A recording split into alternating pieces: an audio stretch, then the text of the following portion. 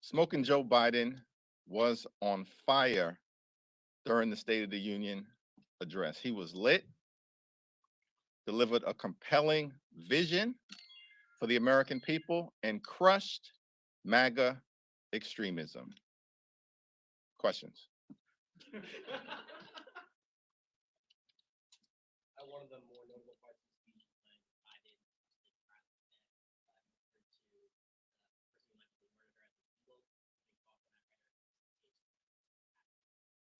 Yeah, President Biden laid out a comprehensive vision for fixing our broken immigration system and addressing the challenges at the border.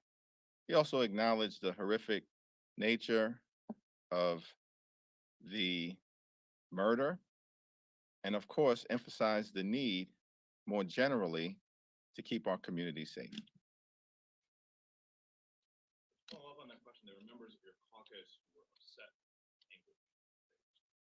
Joe Biden delivered an incredible speech that was very well received by the American people, beginning, middle, and end. Kevin?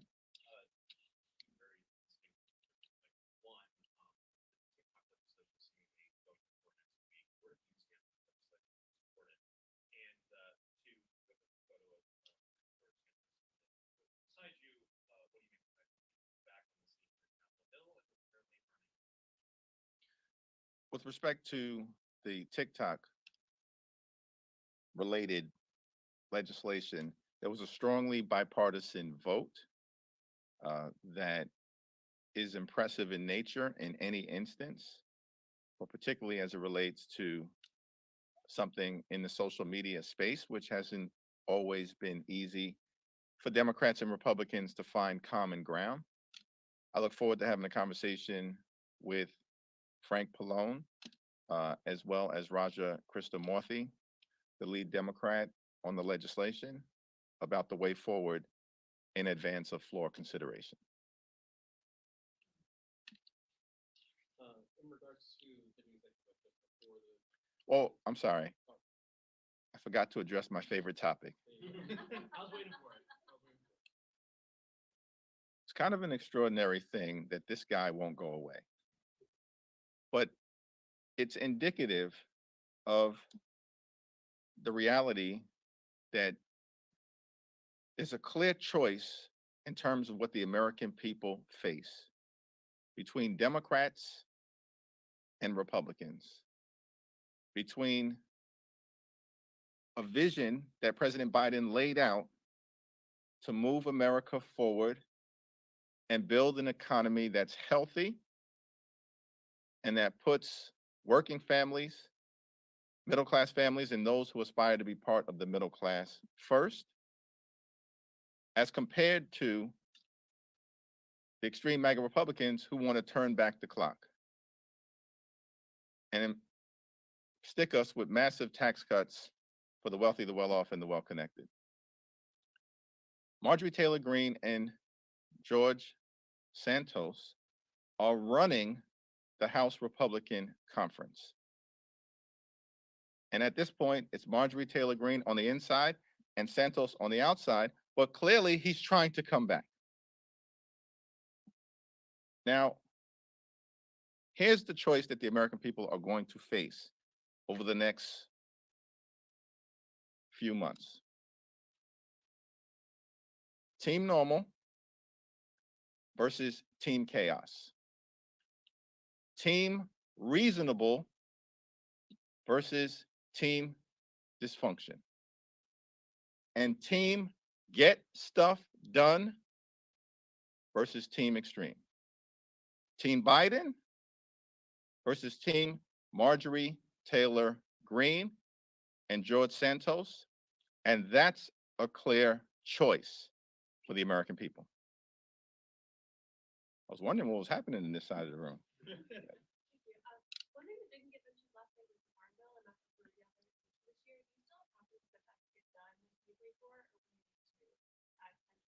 It's my hope that we are going to be able to get the Farm Bill done by the end of the fiscal year and or the calendar year.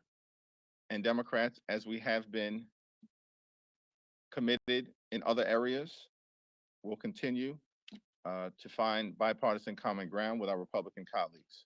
As we've said, on any issue, whenever and wherever possible, in order to make life better for the American people. The Farm Bill has always been bipartisan.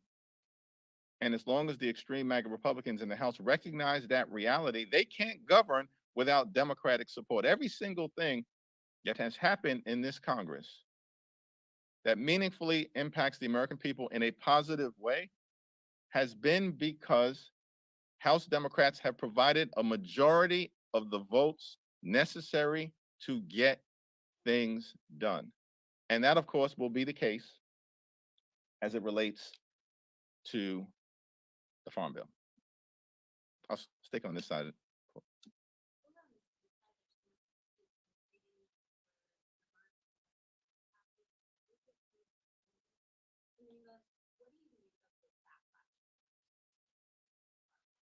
Well, community funded projects are an important part of enabling members of Congress on both sides of the aisle to identify priorities related to the expenditure of taxpayer dollars. And that authority rests with the Congress, not anybody else, according to the Constitution, the Congress. And so I do think it's important in a very modest way, which is the case connected to community funded projects that are heavily vetted to make sure that they are equitable and effective and efficient expenditures of taxpayer resources, that it's a part of the appropriations process that is bipartisan and advances the ball for the American people.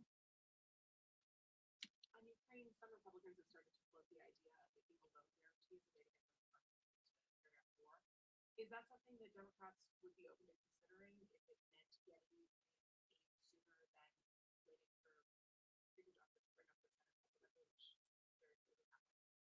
The only way forward with respect to meeting the national security needs of the American people is for House Republicans to put the bipartisan national security comprehensive bill sent over from the Senate on the floor for an up or down vote. And everybody in the House knows that were that to happen, there will be about 300 votes or more in support of the bipartisan comprehensive national security bill.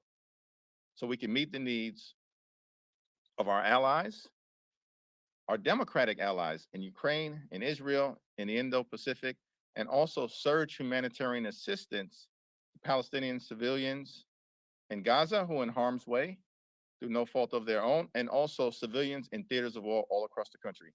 The bipartisan, comprehensive, Senate-passed national security bill is the only way forward. We need an up or down vote. It's time for the House Republicans to support the national security interests of the American people and break from the pro-Putin MAGA extremists in their party.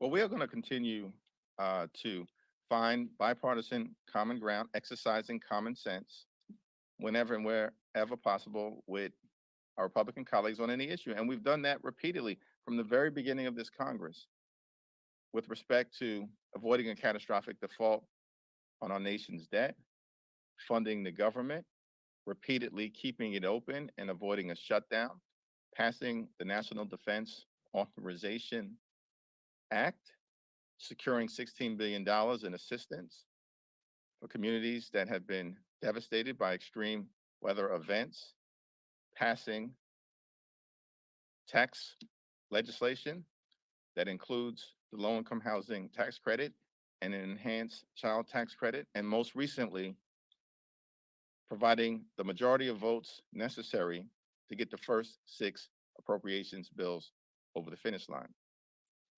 We are going to continue to govern in a common sense way, and we're just asking our Republican colleagues to stop the political stunts. That was an embarrassment last night. a complete embarrassment. Marjorie Taylor Greene, who's basically running the House Republican Conference, shows up in campaign paraphernalia. And then these people want to lecture Joe Biden because he delivered a strong and forceful speech that made them uncomfortable because he exposed their lies and shamelessness. We have one message for extreme MAGA Republicans who want to lecture us about decorum. Get lost. You're a joke. Exhibit A, Marjorie Taylor Greene. Exhibit B, George Santos. Yeah.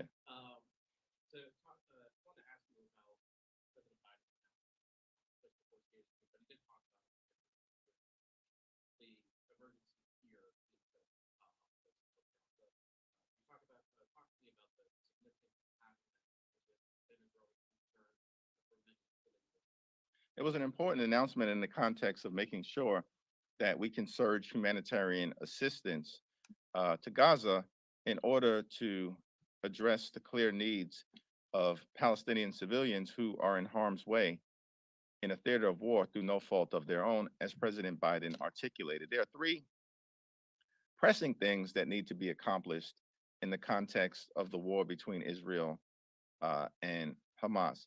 Israel, as President Biden articulated, has a clear, unequivocal right to defend itself against Hamas, a brutal terrorist organization that inflicted unspeakable atrocities on 10/7. At the same time, we need to make sure that we get the hostages out and can surge humanitarian assistance in to Gaza.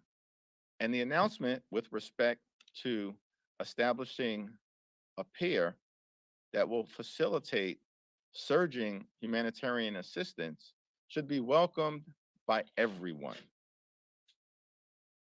Because no one should be able to accept the suffering that we've seen in Israel and now the casualties and the conditions that civilians are dealing with. And as President Biden appropriately pointed out, because Hamas could care less about its own citizens. And that's a very challenging situation. And there's a clear need for the United States to step in the way that President Biden has articulated. So I think I'm mistaken. Israel today, and I think they mentioned one more bracket change to support that. Have you spoken with them at all about what those changes might happen? Well, President Biden made clear during the State of the Union address that we have to make sure we are surging humanitarian assistance into theaters of war across the world. And there's not a dime of humanitarian assistance in the legislation that has been introduced by Representative Fitzpatrick. So that's a non-starter for the House Democratic Caucus. Thank you, everyone.